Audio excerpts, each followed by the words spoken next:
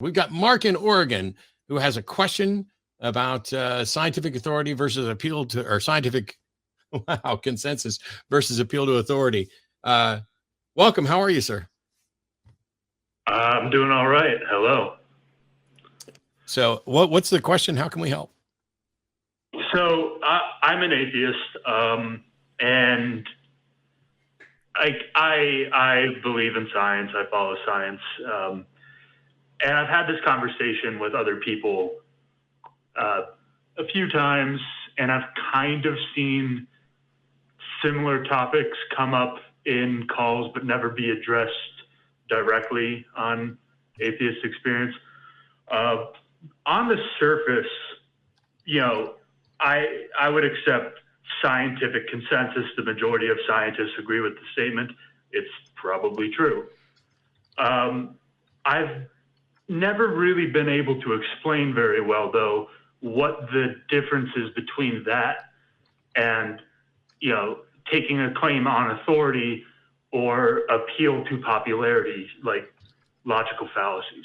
So I was just wondering if you have any insight there. Sure. So first of all, what's wrong with appealing to an authority? Well, so being an authority doesn't mean that they're necessarily right. Right. And so when we say that something is a fallacious appeal to authority, what we mean is that it's an argument, because arguments are fallacious, not just statements. And what we mean is it's an argument that says that something is true because a particular authority said so. And that's a fallacy because that authority could be wrong. There's nothing at all wrong with citing authorities to say the authorities, the experts in this area say this. And so a scientific consensus is basically saying the majority of people who are experts and study this, who have reviewed everything, agree that this is the best current explanation. It doesn't mean that it's true. It's simply saying that the experts in this field are in agreement here. Anybody who's trying to use this as a claim that it's true misunderstands both arguing and science, because science isn't making claims of truth. Science is creating models and theories that are the best current explanations. And at no point does anything science state X is true in any sort of philosophical sense. It may be in a localized sense of, you know, it's true, we get this result. It's true, this, you know, it is an appeal to appeal to consensus is probably closer to appeal to popularity, in the sense that you're saying, hey, there's a bunch of people who believe this, but it's not a true appeal to popularity, because we're not talking about all people. We're not talking about, oh, the majority of people think there's a God, so therefore there's a God. That would be a fallacy. But if the majority of scientists are convinced that X is the best explanation, then it's a really good bet that that's the best explanation we have right now. And they will accept the evidence that overturns it in the future. But it's only a fallacy if you construct an argument and say X is true because an authority says so.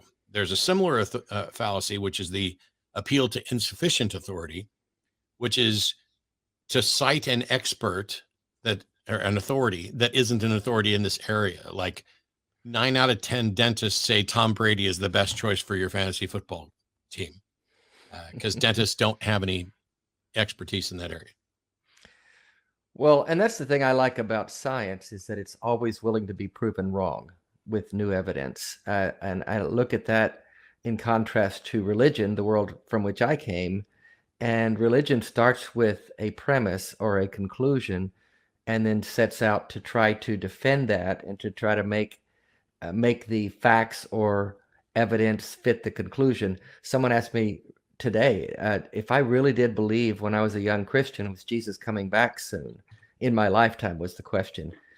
And I did. And the reason I believed it is because all the authorities, if you will, the preachers that I listened to at that time told me that. And I thought because they were spiritual authorities, they knew what they were talking about.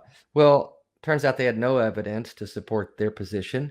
They were just spouting off. So that was a majority, if you will, consensus, but it wasn't a scientific consensus by any means. Just Yeah. The difference between religion and science, stark.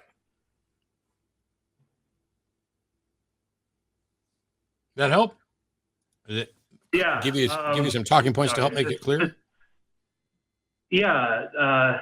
I'm thinking a little bit.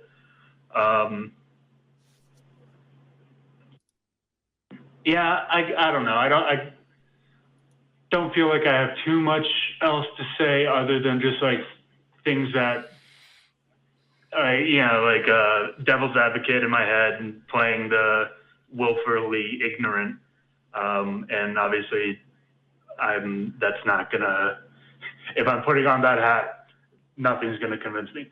So, If you put that hat on, you'll be like a number of callers that I tend to hang up on.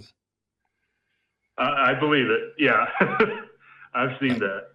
I appreciate the call, Mark. We're going to try and move on because we got lines full and everything and announcements to make. Absolutely. But hopefully that helps. And if you think about it some more, you'll find better ways to explain the difference between, hey, this is scientific consensus. But there's absolutely nothing wrong to appealing to authorities as long as you're saying, here's what the authorities say, and they are the experts here. If you think you have more expertise or better data, because it's the data that we're pointing to, and it's the data that should be convincing the experts. If you could show that the experts were somehow corrupted, that would be an interesting thing, which, by the way, is something that a lot of theists are proposing, that science is just corrupt. And so they've closed their mind to any evidence that, I don't know how you demonstrate that, but